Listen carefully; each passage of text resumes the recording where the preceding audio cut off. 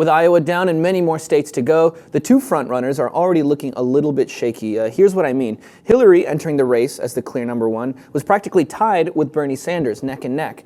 Confident Donald Trump, who was polling number one in Iowa and a lot of other states, I'm sure you guys all heard him say that recently, he came in behind Cruz in second place and also uncomfortably close to falling into third place behind Rubio. But what does Iowa mean for both of these candidates, Sasha? I know this is still the beginning. There's a long road ahead of us. But, you know, this dramatically too close to call race between the Democrats, let's start there.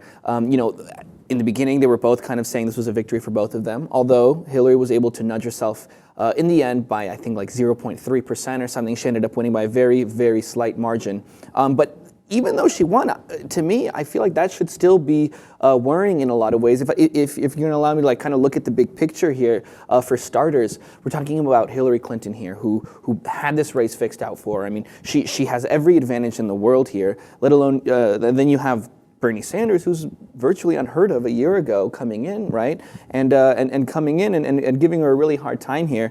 Clinton really needs to make her case to the younger liberal crowd. That's something that Bernie Sanders has been great at doing. So we're going to have to see New Hampshire how they can kind of move in there. But no matter how you like it, this is going to be a very tight race between the two of them, I think. I mean, definitely. We're already seeing, you know, with the fraction of a difference between Bernie Sanders losing 49.6 to 49.3, I believe, were the actual numbers, the way that it's split in Iowa. And what Bernie Sanders has really done is shown that he's a viable force in this. You know, he's not going to just trail out of the race. We saw Martin O'Malley come out of this and suspend his campaign. But Bernie, going into New Hampshire, he's leading the polls, which is a really big deal because Hillary won New Hampshire in 2008 against Obama. Mm-hmm. And the thing to remember here is that Iowa is primarily conservative. It's primarily religious. So the fact that an atheist, like pronounced atheist socialist, came into Iowa and said, "Hey, Hillary, you know, we're going to split the votes." You know, it's a big deal. But the other thing to remember here, too, is that Hillary has a lot of career relationships going into all of the rest of these primaries and things like that coming up. You know, she's got a lot of notable endorsements from really, really big organizations, from big groups, and she's got a lot of strong backers in the corporate world. So Bernie, even though this is a big victory on his end for his campaign, there's still a lot of roads to toe for him to prove before he can actually get the Democratic nomination. Yeah, and you know, Bernie's done a really good job of kind of taking this race away from the individual candidate and kind of saying, you know, we're going to create this whole movement here as far as like moving this country towards more liberal philosophies. And I really like that, you know. And somebody who put it quite well was Brent Colburn. He's at the Harvard Institute of Politics. He worked on Obama's 2012 campaign. I was reading this Politico article, and he said Sanders passed the legitimacy test in Iowa, while Clinton passed the resiliency test, showing that her campaign can like really, you know, bounce back because they did a great job of that. Either way, it looks like it's going to be a very tight race between the Democrats. I want to move over to Trump now, who was all over the newspapers today, calling him the first loser of 2016 because he's a confident guy and he'd been talking a lot. You know, he lost to Cruz, who came in first by I think over 3%, which is kind of a big deal. But you know, Iowa at the same time, though, let's not cut Trump out of the picture. Iowa was kind of cut out for a politician like Ted Cruz. I wasn't so surprised to hear this.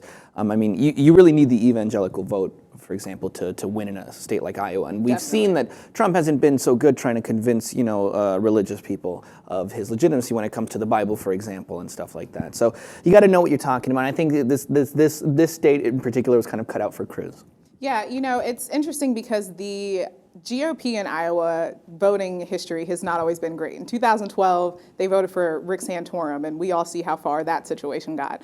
How could it be before him in 2008? Yeah. Right. So it's like these caucuses aren't necessarily great at predicting who will go on to be the nominee or who even will go on to become president. What they are good at is weeding out all of the non-viable candidates. The reason why Trump is dangerous in this situation, though, is because we've seen other candidates pull out because of lack of funding or resources, but Trump has two things in excess on his side. Yeah. He has ego and he has money.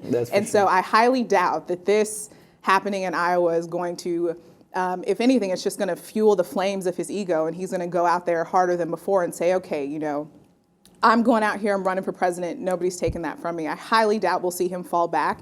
And the beauty of this situation, albeit as insane as it is that Donald Trump is a serious candidate for the presidency of the United States, it's the fact that, you know, he does have a lot of support and he's constantly in the media. And so now people are really paying attention to him, and it's, but at the same time, the media could be very misleading, but he's responsible for that. All he talks about is his polling numbers, more so than anybody else.